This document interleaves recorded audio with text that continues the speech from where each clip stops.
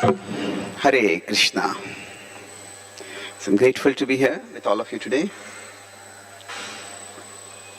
And today I'll discuss on the topic of realization and what preaching with realization means. So, in this particular purport, Srila Prabhupada gives a broad understanding of what is realization. So, what he essentially says, we're trying to set up the projector so that I can explain by displaying, but till then, what essentially he's saying is that whenever we function in the world, this word yathamati yathashruti, which Prabhupada quotes. Now this has been explained in different ways by different Acharyas also. Right? In many ways, Shruti refers to hearing. And while Mati can refer to consciousness, Mati can refer to understanding. Now, in the 13th chapter of the Bhagavad Gita, in verses 6 and 7, when Krishna talks about Sankhya, in the 2nd chapter, he says that consciousness is a symptom of the soul.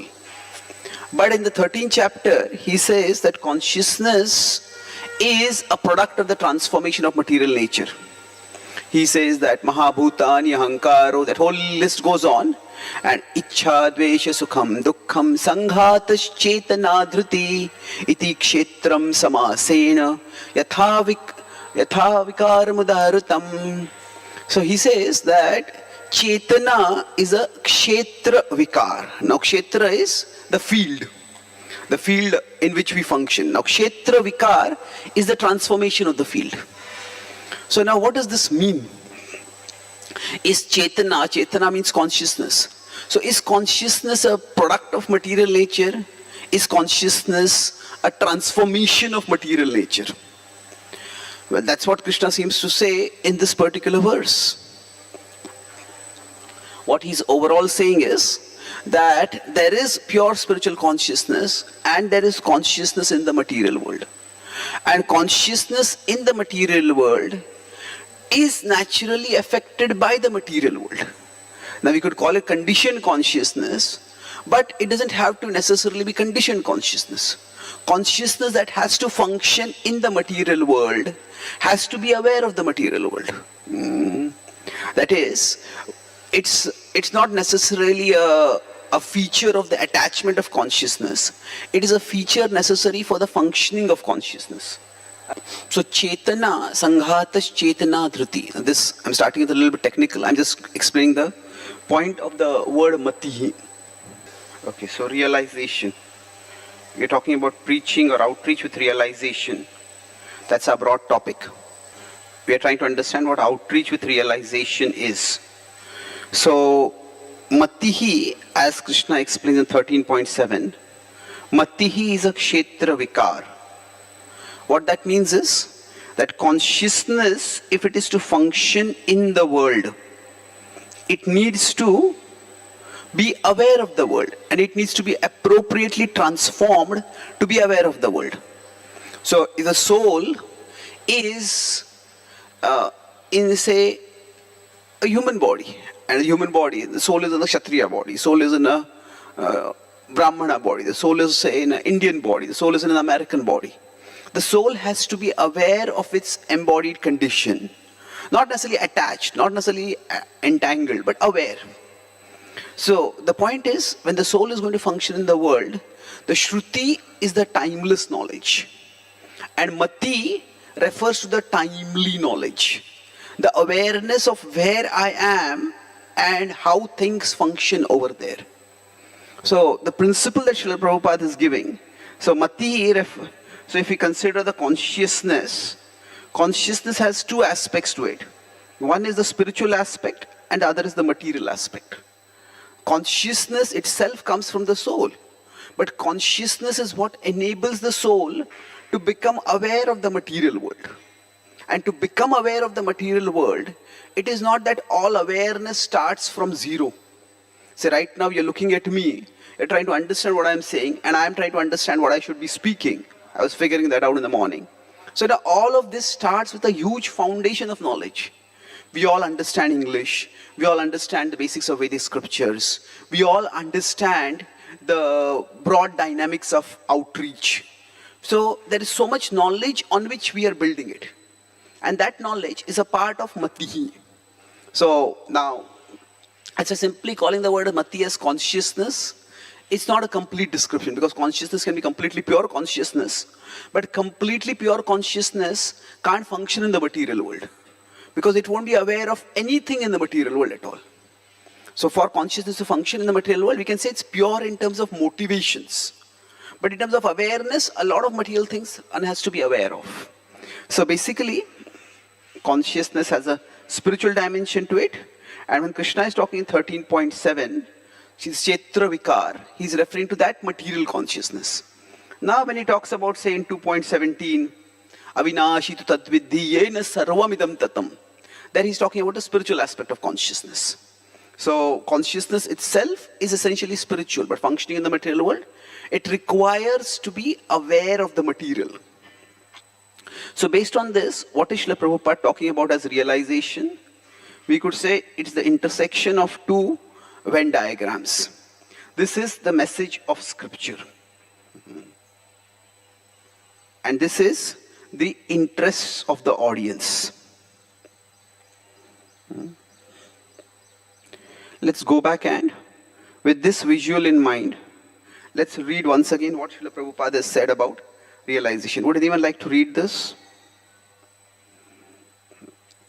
Is this text visible enough? From personal realization, who would like to read? Yeah.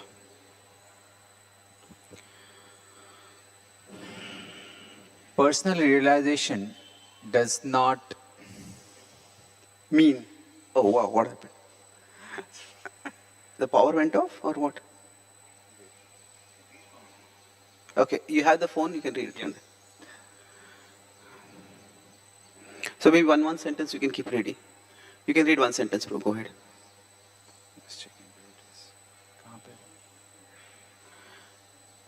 It is 1.4.1. Yeah. Maybe someone who has it can read it. Personal realization does not mean that one should, out of vanity, attempt to show one's own learning by trying to surpass the previous Acharya. Yeah, just hold on. So if we go back to this diagram, that means that this is the whole tradition. This is not just scripture. It is Guru Sadhu Shastra, the knowledge of scripture as we get it. So it's not that we should be anywhere over here or here to impress people. One should not go outside what the Acharya has given. Go ahead. Next sentence. He must have the original purpose. Sorry. He must have all full confidence in the previous Acharya, and at the same time he must realize the subject matter so nicely that he can present the matter for the particular circumstances in a suitable manner. Yes. So, we have confidence that the previous Acharya's teachings are right. But at the same time, we need to be able to present it in a way that is interesting for the audience. That means that the audience interests and the teachings of the previous Acharya, the teachings of Shastra, we need to find the intersection of the two. And so impressing others could mean that, okay, I'm going to teach something which actually overrides or contradicts the previous Acharyas. No, that's not what is to be done. And then, it's interesting, I talk with the editors of the Srila Prabhupada's works, Jayadvait Maharaj and Pradyumna Prabhu and others. They said that at least in the first canto, which Prabhupada published himself, so what is given in italics was italicized by Srila Prabhupada. In the subsequent cantos, we don't see so many italicizations simply because Prabhupada simply dictated. And then, not just simply is not in the way to minimize, but Prabhupada dictated. And Prabhupada did not have the time to look through everything. So the italicizations in the first canto which are there are quite important. Yeah, can we read the last sentence?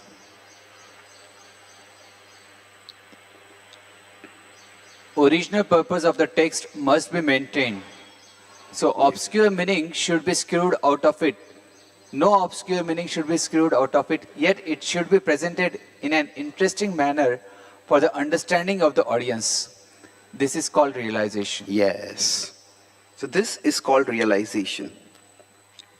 So basically, finding this intersection between what is of the interest to the audience and what is the message of scripture, that is realization. So, if we consider this is realization, so what I'll be doing today in the time that we have, I'll give a couple of examples of this dynamic in operation among the previous Acharyas, and then I'll talk about how this dynamic has been applied by His Holiness Radhanath Maharaj in his outreach. So, if we look at the principle of realization itself, and to present the message in a way that is interesting for the audience. Now, if we see if we look at the Gaudiya Vaishnava history, there's Chaitanya Mahaprabhu, and then there are the 6 Goswamis. Now, apart from 6 Goswamis, this was in Vrindavan. Apart from that, we had followers in Mayapur itself, which was in Bengal, and in Odisha. So at a basic level, when the books were written, the books that were written in Bengal were largely about Gaura Leela. And these books were written naturally in Bengali. Because Mahaprabhu had just been there, and Mahaprabhu's wonderful deeds were made memorialized by putting into writing. And Bengali was a local language at that time. But if you look at the Goswamis, most of their books are about Krishna. Their books are about Krishna Leela, like Gopal Champu. And then there is Bhagavad Tattva, there is Shat Sandarbha, which ultimately concludes in Krishna and Krishna Prema. And these are written in Sanskrit. Why? Because while Mahaprabhu visited Vrindavan for 2 months and he created a sensation during the duration that he visited, but he left after that. And people over there did not really know Mahaprabhu so much. So writing about Mahaprabhu would not be relevant in Vrindavan. And Vrindavan is not a place where people speak Bengali. There are a few Bengalis over there. So they spoke in the language and the topic they wrote about those topics. So almost all, not almost, as far as whatever recorded works of the Goswamis we have, they're all in Sanskrit. And none of the Goswamis have written anything about Gaur Leela directly. Now, of course, we can say Raghunath Goswami gave something, and he was there in Puri, and from there he came to Vrindavan. And then Krishnadas Kaviraj Goswami wrote Chaitanya Charitamrita. That is true. But I'm focusing right now on the Goswamis. So what is of interest for the audience? Now, if we move forward, if we consider the time of Baldev Vidyabhushan. Now, Baldev Vidyabhushan had to apparently do something that was opposite to what Mahaprabhu had said. Mahaprabhu had said there is no need for a commentary on the Vedanta Sutra, because the Bhagavatam is a natural commentary. But the idea that this is a natural commentary was seen at that particular time in Jaipur by the Ramanandis as they portrayed it as simply an excuse for not having your own commentary. Because the Bhagavatam, we can say it was a very respected book, but the Bhagavatam is not directly teaching Gaudiya Vaishnavism. So what is the Gaudiya Vaishnava tradition's commentary on the Bhagavatam? Now, the threat was not just ideological, it became ideological or philosophical threat for the very authenticity of our sampradaya. But that started with basically when the Govinda deities, because of the Islamic invaders, was moved to Jaipur. The Govinda deity became favorite for the kings for the king over there. And the king started shifting his patronage to the Govinda deity. And that's why the Ramanandis became very threatened. So there's a European sociologist, he said, when it comes to money, everybody belongs to the same religion.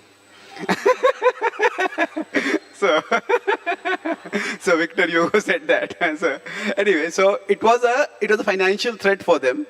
So when the Gaudiya Vaishnava tradition started becoming a threat for them, they decided to attack. And the one front they found to attack was the ideological front.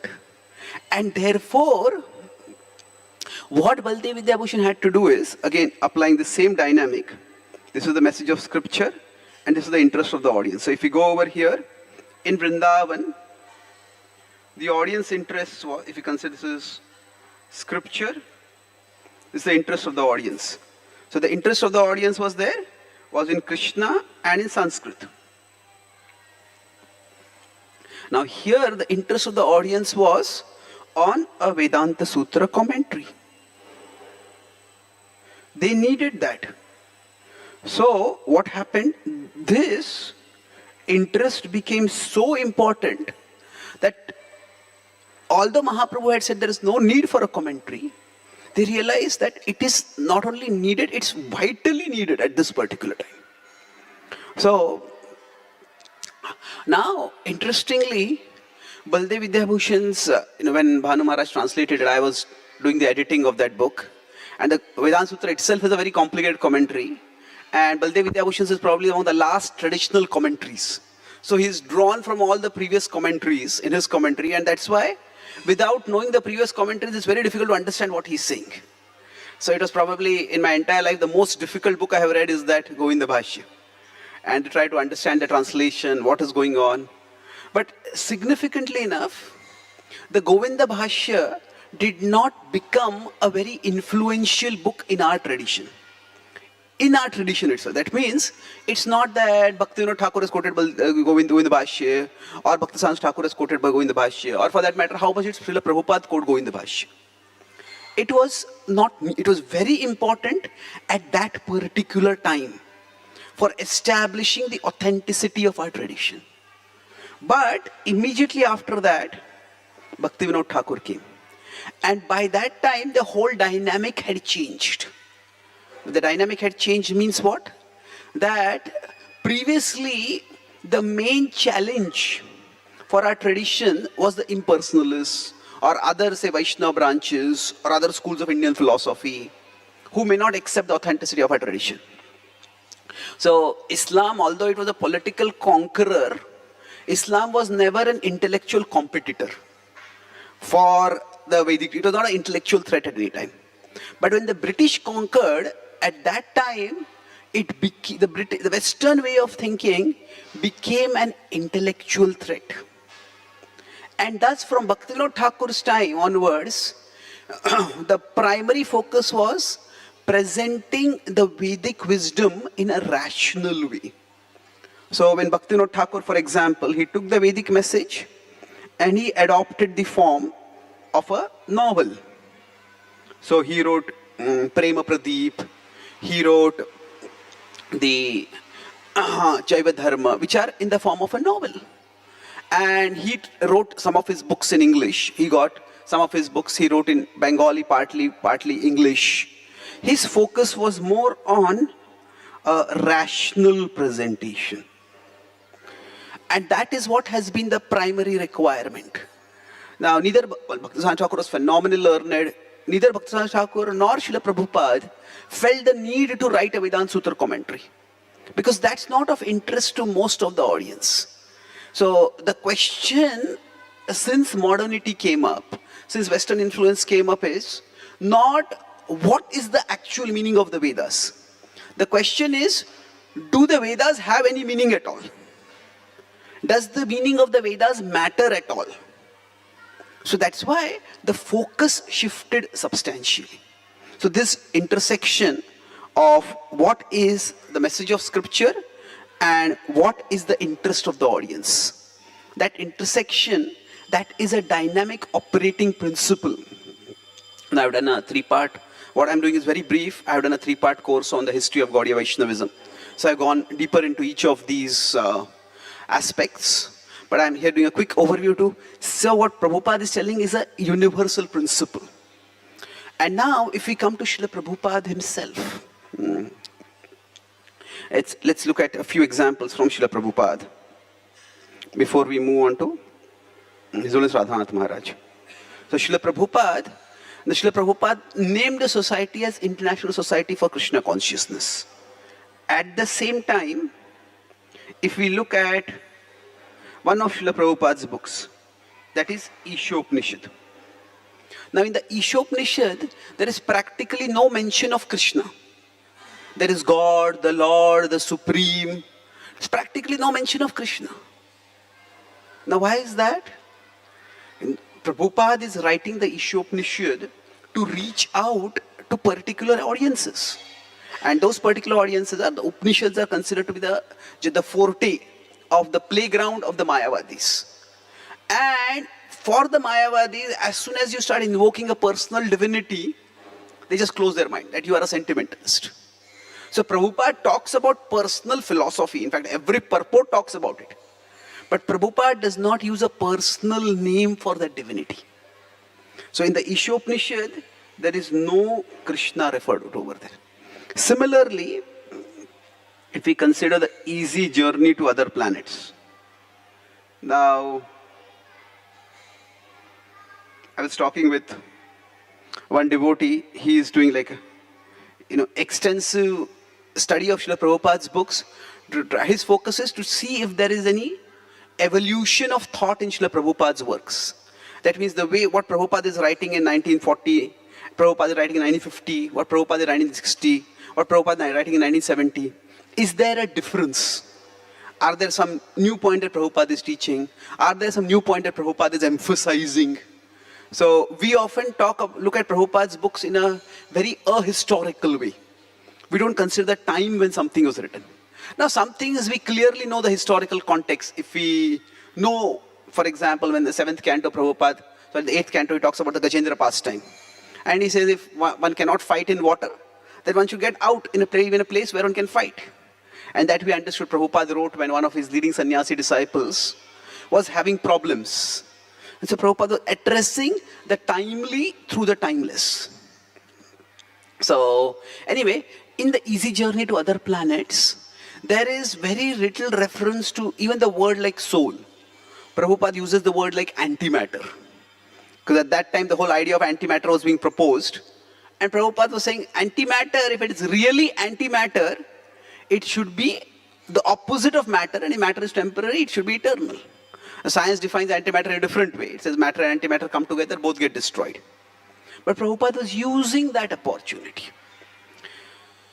Now, when Srila Prabhupada went to the West, the audience that he got was the countercultural audience.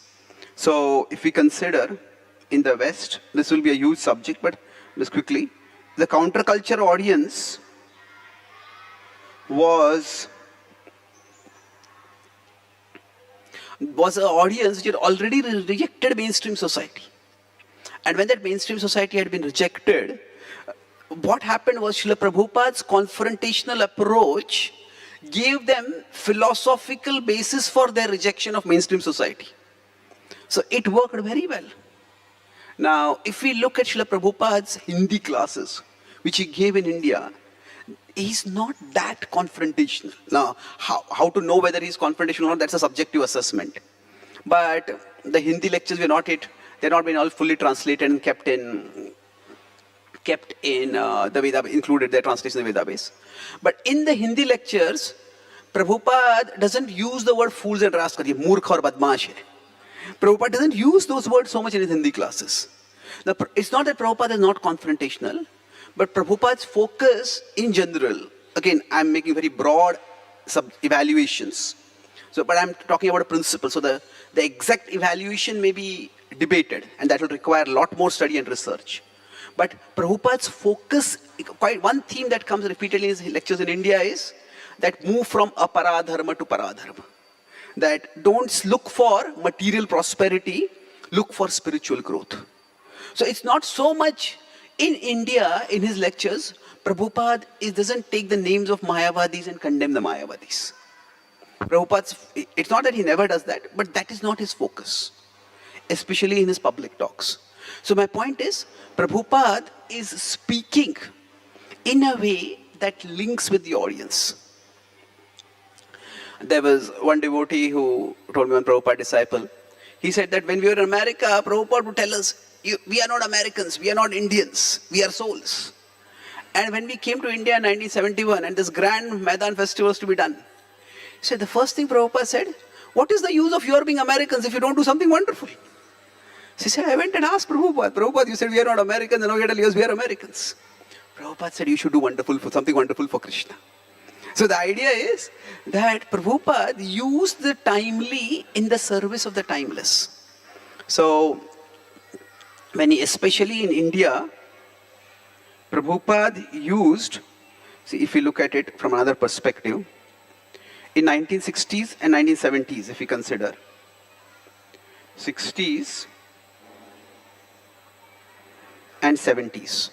Now, before 60s, we have the 50s. It's when Srila Prabhupada was in India, Srila Prabhupada did not get many followers. Followers in terms of disciples. But now in the 70s when Srila Prabhupada came, even then he did not get disciples.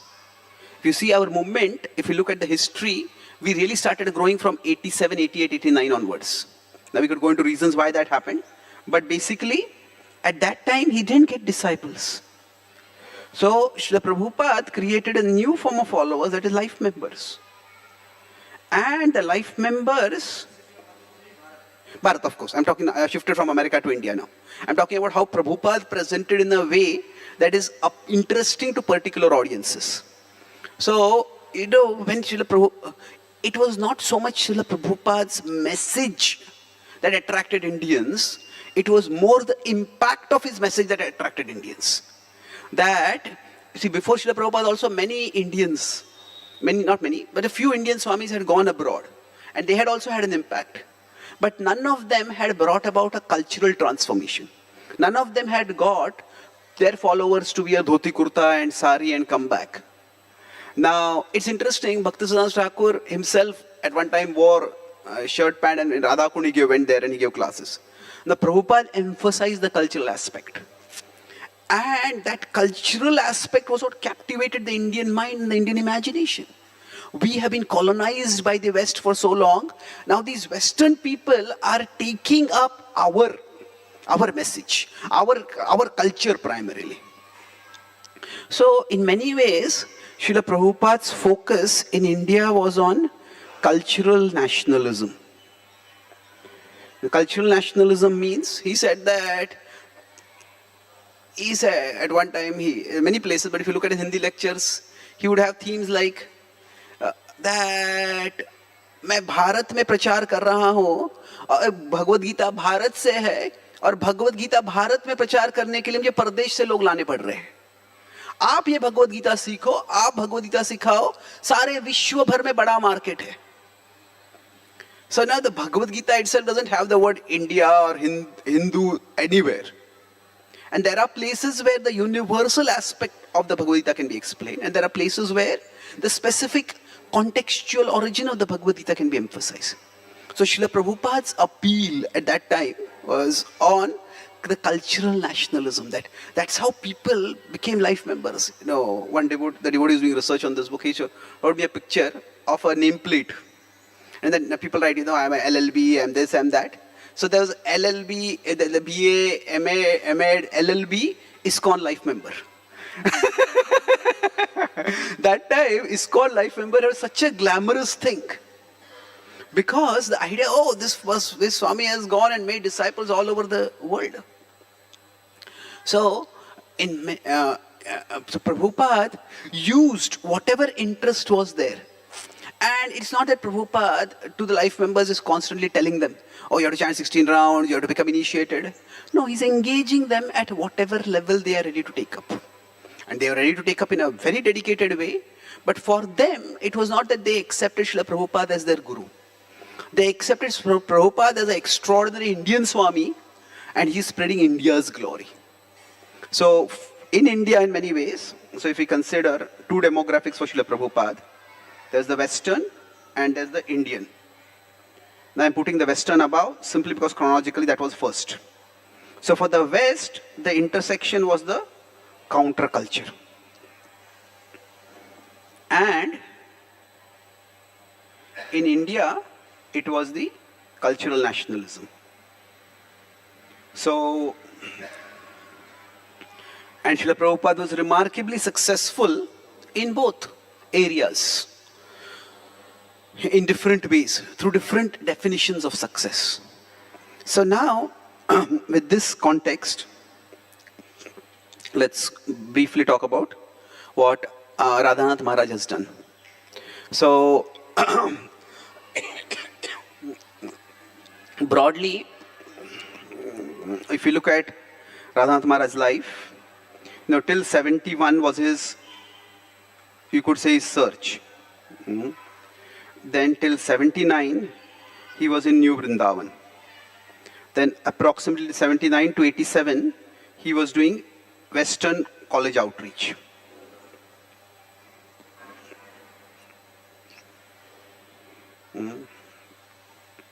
Then broadly, till 2004, it's 2004, 2006, whatever specific you want to say, 2006 you can put it.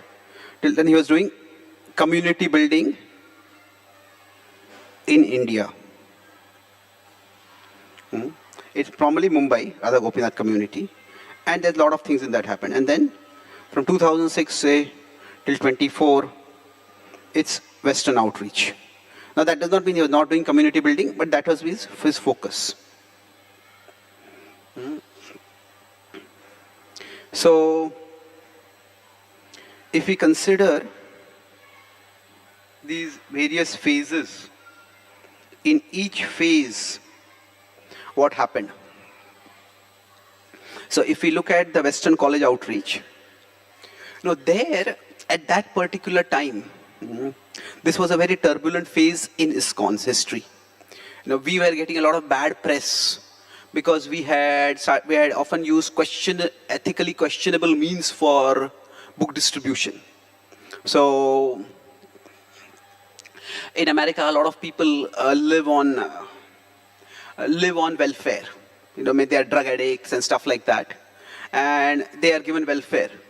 And what happens when they get the welfare checks? They are supposed to last for them for a month. But many of them, wherever the welfare checks come out, there itself the drug peddlers are there. So as soon as people come out of the welfare office, they go and take drugs. So what happened? Our devotees found that if you go there and distribute books, so people come out with these big checks, they take some drugs, and they are high on drugs, and that time you distribute a book, and they will take one Bhagavad Gita and give $100 for the Bhagavad Gita. And what happened was, devotees thought, we are making a huge collection. And devotees started going everywhere. And then after that, for the whole fortnight or month, these people would not even have food to eat.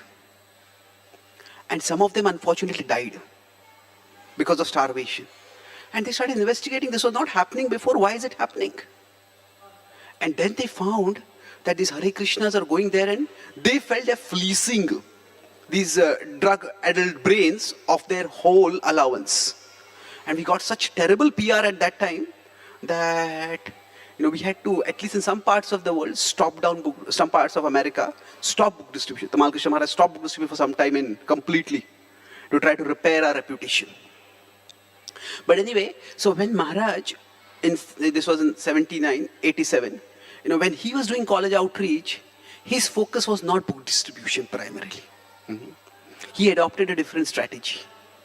And the strategy was, as we know, at this particular point,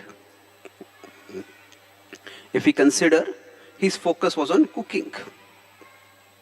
Now, why it was cooking? It was not book distribution. Although the rest of ISKCON was focused on that.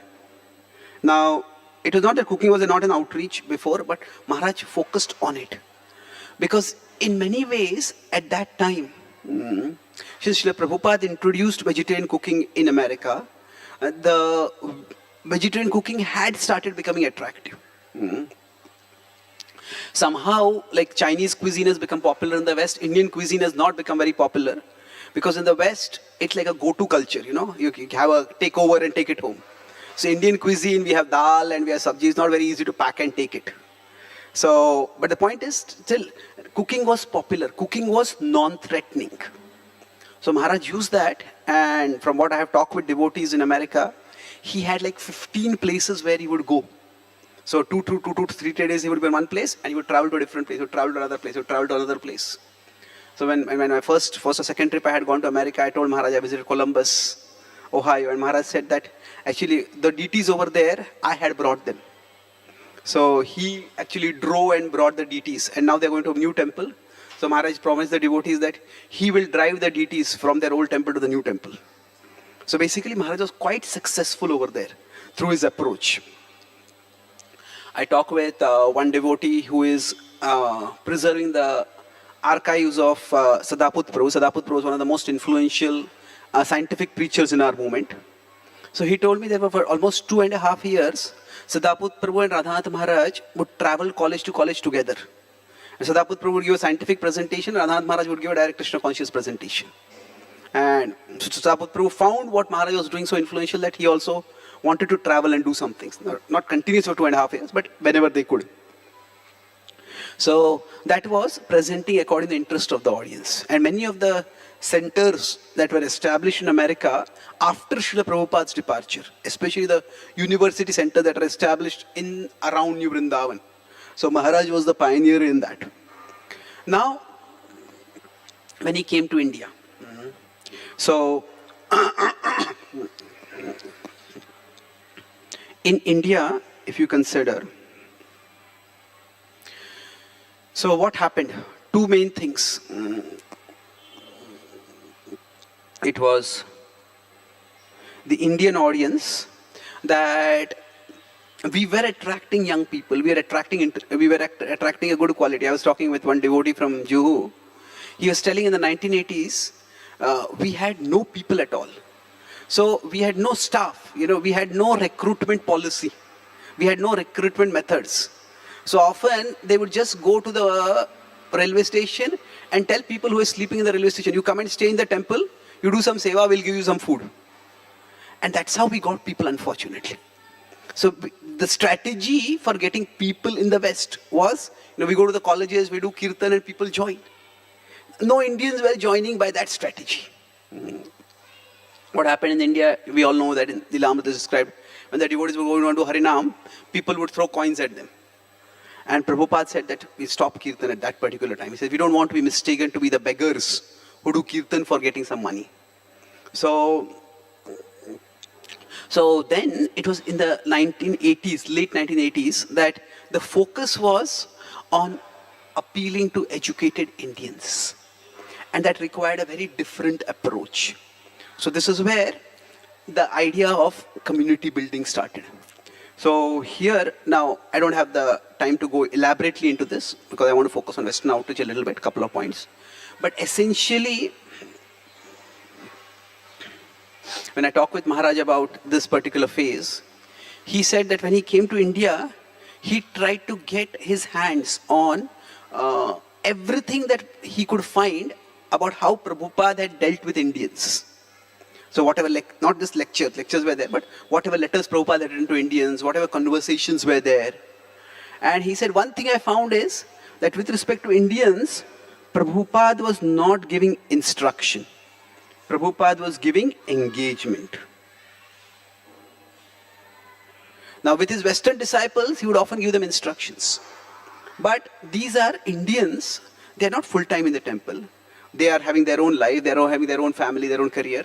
So it was a much more like, if it is disciples, it was a much more vertical approach. With the life members, it was a much more horizontal approach. The authority subordinate is a much more different dynamic. So that particular dynamic, we will see later, much more pronounced in the Western outreach. So that was engagement. And then another thing which he did is for, as we know, the whole consular system came out, sustainable bhakti. That people should be able to practice bhakti lifelong. And what all is required for that. So we have relationship among devotees. Devotees feel a sense of belonging and being valued through the consular system, through the Bhaktivedanta hospital, through the marriage board, whatever. So all that came up. Now, if we consider I'll give 3 quick examples and we'll move on. Now, whatever be the particular historical context by which the Bhaktivinoda Hospital came out, one principle is that there is compassion. When we are trying to do compassion through some form of social service, that is what people can appreciate. If you remember, yes, that Maharaj says that in the West people are disgusted with sectarianism. And what does disgusted with sectarianism means? So I talked with Maharaj about what sectarianism, what is seen as sectarianism. He told me broadly 3 main things. He said, if we claim we are the best, that we are the best, he says, if we claim it, it puts people off immediately. Second is that if we criticize others. So one is claiming that we are the best. Second is putting others down. And third is that we sometimes we may not criticize others directly, but what we do is, especially what is worse is this is criticized could be other thoughts, other organizations, other groups. But what is especially no is what in English called as ad hominem attacks. Ad hominem means we attack the person instead of the idea. So this is in any debate, this is considered like a cheap strategy. So when you attack attack a particular person, people's minds close completely.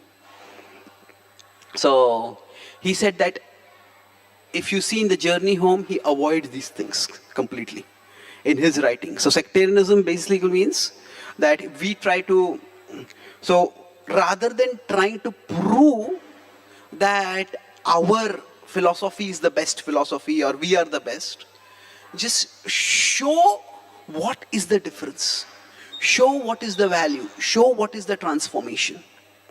So when, say, something like the Bhaktivinoda Hospital is established, okay, based on whatever be your philosophy, what is its impact? It is actually doing something of value to the world. And that is the most important. In America, the fastest growing religious group is what is called a nuns. Nuns are not the female nuns. Nuns are basically people who say that we don't belong to any religion. Their common rationale they give is, you religious people, you fight about the nature of the other world and you make life in this world more miserable because of that.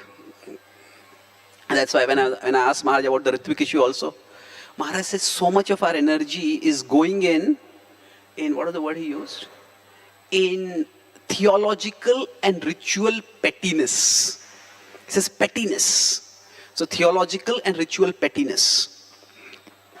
So that is not, he's not taking specifically a position on the Ritvik issue, but he was making a broad point over here. So generally, instead of showing that we are better and they are bad and we are good, just show how what you believe improves life in this world. And if you see, even this particular project, the Govardhan Eco Village, one of the biggest concerns is today for people the environment. That the way humanity has progressed, that has led to a lot of problems in society. The future is quite in threat. So that is something which he has addressed through the Eco Village. So the Bhaktivinoda Hospital or the Eco Village, it is addressing a particular, not necessarily a particular demographic specifically, but a particular attitude, that what is the practical value of what you believe. And that's demonstrated through the hospital and its outreach, through the Eco Village and its outreach. So the last point I'll conclude with this. This is probably the single biggest contribution of Maharaj to ISKCON outreach is yoga. So if we consider, yoga has become huge.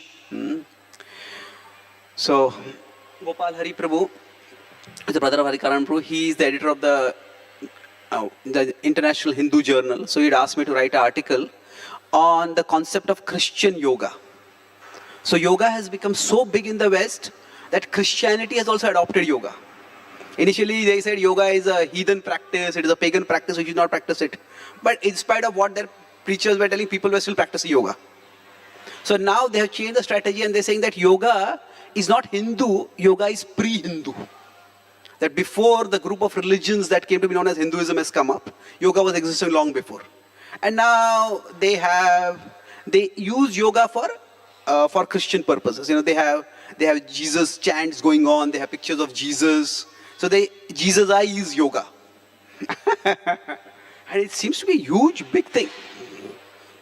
So anyway, so I think while there were different devotees who were doing yoga outreach, but Maharaj has probably made it most systematized and most effective. So he told me that today yoga is what the counterculture was during Prabhupada's times. But it is much better. Because he said that the counterculture was very, very big at that time. But yoga is there, but yoga is better because yoga already has a certain element of sattva in it. That is, to practice yoga, people have to discipline themselves. To be a part of the counterculture, people had to take drugs.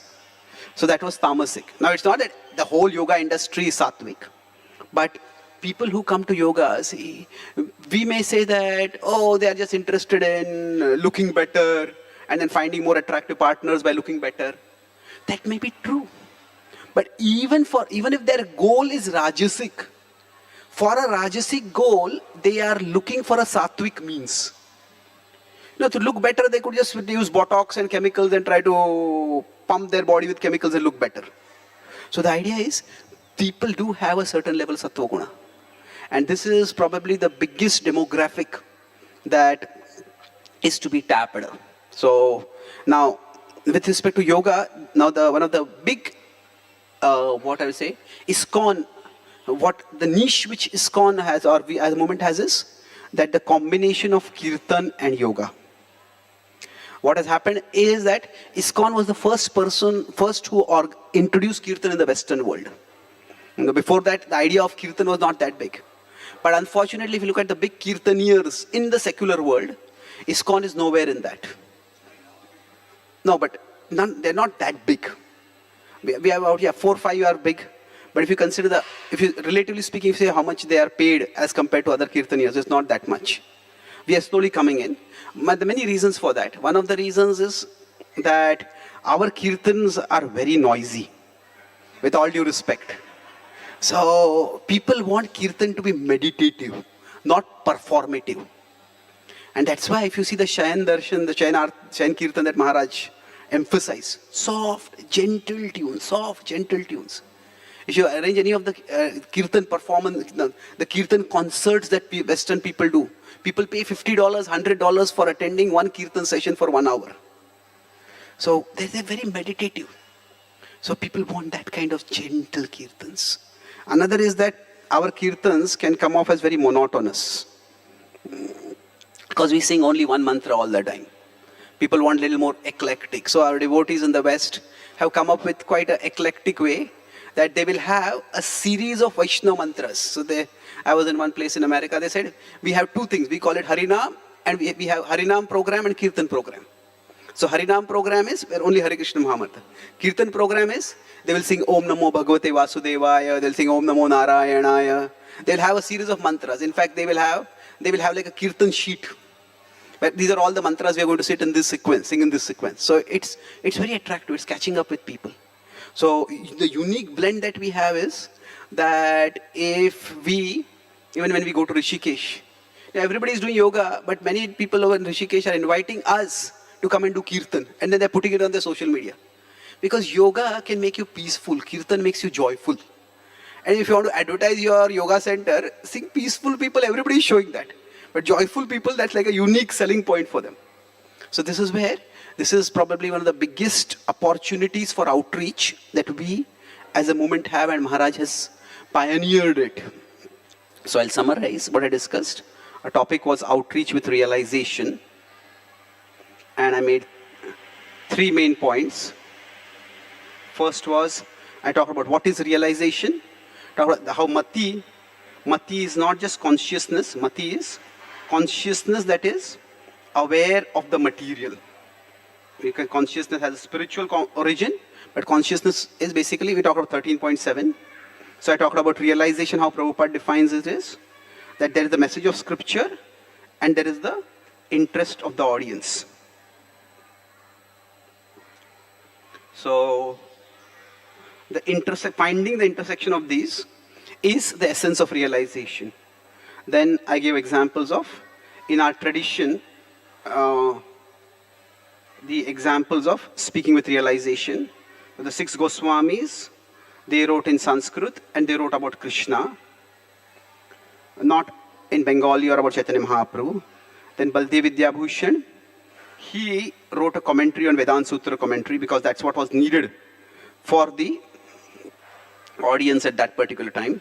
Bhaktivinoda Thakur focused on a rational presentation, rationality, and he also used, for example, the novel format, which was quite novel at that particular time.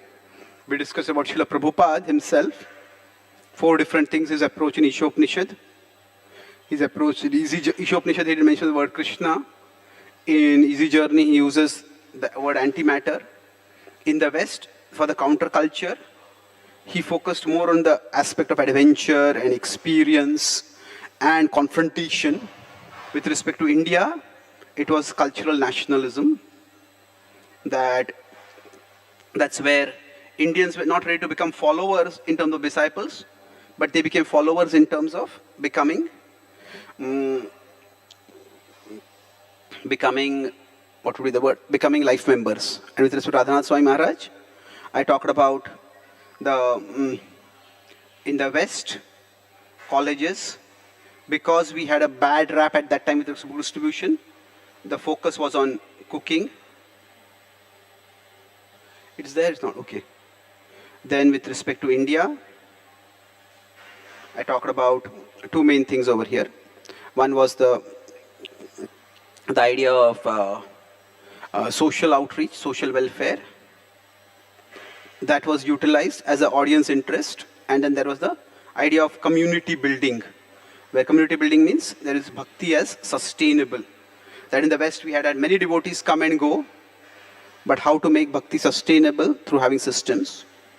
And in the West, in Western outreach, I talked about how we had yoga outreach was very big, kirtan outreach is big, and then especially being non-sectarian. That means rather than trying to show that we are the best or criticize others or criticize people specifically, focus on showing what value we can provide. And that's how transforming, attracting and transforming people. Thank you very much. Hare Krishna.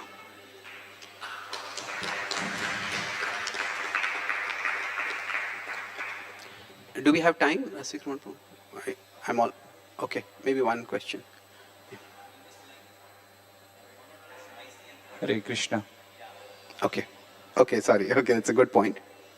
So, it is somehow public on the streets is seen as disruptive in the West. Although it's like, it's nice, it's pleasant, but it's not seen as something which respectable people will join. Like there are street musicians who go and do street music. It is not that top musicians will do concerts on the streets. So often what is done on the streets is seen as disruptive. It is not seen as a culturally respectable thing to do. That's why when you have a particular venue where you do kirtan, now these are controversial. It's not that I'm saying that we should stop doing that. But I'm just talking about the public perception of that. It's not necessarily seen as it's like if you're a serious book reader, you'll go to somewhere like Crossword and find books. You don't expect to find serious books on the streets when somebody's distributing it. Generally, if somebody's distributing books on streets, you expect that to be like propaganda material. Some politicians are distributing some pamphlets or something like that. Now, we can give great wisdom. And people who take it up are fortunate. But my point is, I'm just talking about public perception. So, because if people want to experience peace and joy, then it's in an immersive setting where there's an ambience that is there and there you experience the Gita. Okay? Anyway. Yes, Prabhu. Hare Krishna. Hare Krishna. Thank you very much, Prabhuji, for the wonderful presentation about the realization and putting it in the concept of interest of pupil. So that was very appealing concept. I want to understand this with the first canto where Vyasdev ji, he is talking, in that context, Vyasdev is talking about when the Mahabharata was written out of compassion for the lower class or the lower audience, but that actually was dissatisfied to him. And when Narad Muni comes and he says, because you had not spoken about, because naturally the people want to have an inclination to enjoy the material world, and you have provided them. Now it is acting as a religion for them. Now they have you certified that as a religion for them. Now, how do you understand this context in this concept? Good question. Two things. It is not that when Vyasdev says that you have, sometimes the word jugupsitam, it's used, it's like abominable or some strong words are used. But then Vyasdev is not told by Narad Muni, burn all those literature. If that is something so terrible, why is he not telling destroy all of it? His solution is, although there is some kind of strong words for condemning what has been done, but that is not leading to destruction of that. He's saying the solution is give something higher. So the challenge is, this is always a challenge in any contemporary form of outreach. It's that when we give people a level that is intermediate. Say for example, this is a non-devotee, this is a devotee. I'm not a big fan of the word non-devotee because it's difficult to define exactly. But say if we have something intermediate, say like Prabhupada had life members. Now the word life members really never became, it was not a legacy project that subsequent generation, even if some people do life members, they're not really seen as a big part of ISKCON, influencing ISKCON as such. But when we create something intermediate, how do we ensure that that intermediate step, that if this is, this helps people to come till here and from then they can come up till here. But how do we ensure that people don't just stay over there? So then that is always a danger. So if people stay over there, then is that a bad thing? Well, if they have the capacity to rise higher, then it's a bad thing. But if not, then maybe at least they're staying over there. If you see the worship of the Devatas, Devata worship, Krishna talks about it both negatively and positively. We often quote the negative references, 7.20 to 23 or 9.23 to 25, which are more negative references, Alpamedhasa. But in 17.4, Krishna says, Yajante Satvika Devan. That he's saying those who are in Sattva, they worship the Devatas. And Yaksharaksham Sirajasan, Pretan Bhutaganan Yante Tamasajana. So now the example I like is say that there is one student who gets 90, a parent has two children. One of them gets always 90% marks. Or let's make it 100%. One student gets 100% marks and the other gets 40% marks. Now, results have come and both have got 70%. Now, the student who has, the son who has got for 70%, the father will say, well done, shabash. And the son who has got 70% from 100% will say, what have you done? Badmash. Now, is getting 70% good or bad? It depends on context. So, for example, we have devotees who do primarily sattvic outreach, where self-help kind of things are being taught. So now, is that good or bad? Well, it depends. Is it leading to people who had no appreciation and who probably would never come to the level of 100%, at least coming to some level of appreciation. So, or is it leading to people who are 100% going down to 70%? Well, it depends. We are phalena parichayate. So as far as I can see the phala, it's not that we have had a whole generation of devotees doing sattvic outreach now. It's not that, yes, we have diversified into that area, but that has not replaced our main outreach. And in many ways, monks have become cool in today's world. Nowadays, any ISKCON brahmachari who writes a book with a mainstream publisher, the publisher wants the monk's picture on the cover. They insist on it many times. Because somehow monks have become cool nowadays. Rather than saying monks are people who have run away from the world, they say monks are people who have wisdom. So sometimes when we try something new, whether it will work or how it will work, we can't always predict that. But in the Vedic tradition, there is always that intermediate levels are being given. So that's my understanding, that giving intermediate is also a tradition. If we consider Krishna himself in 12.8, Mayi eva mana adhatsva, and then he says abhyasa.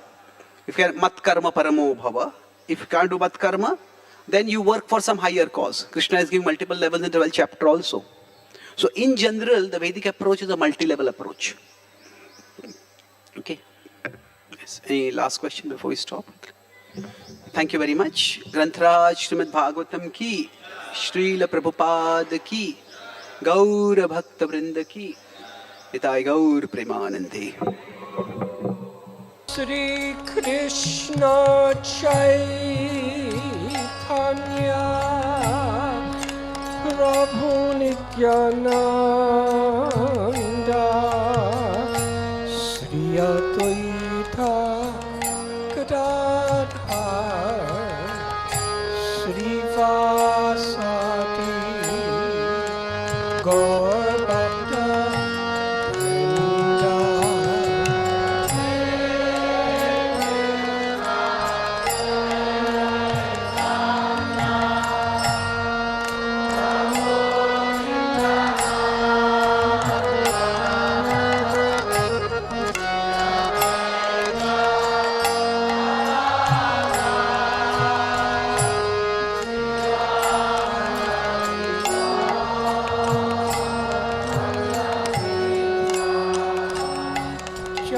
Shri Krishna Chaitanya Prabhu Nityananda Shri Advaita Gadadhar Shri Vasati Gaur Bhakta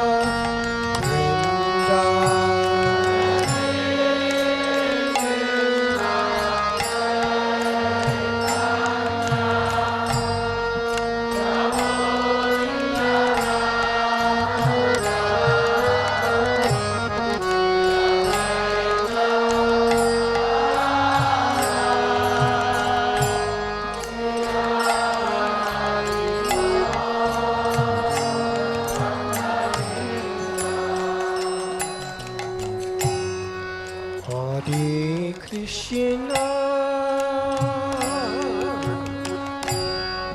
Hare Krishna, Krishna Krishna, Hare Hare,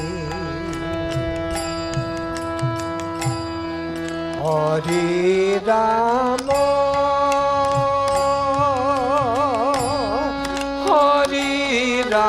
Rama,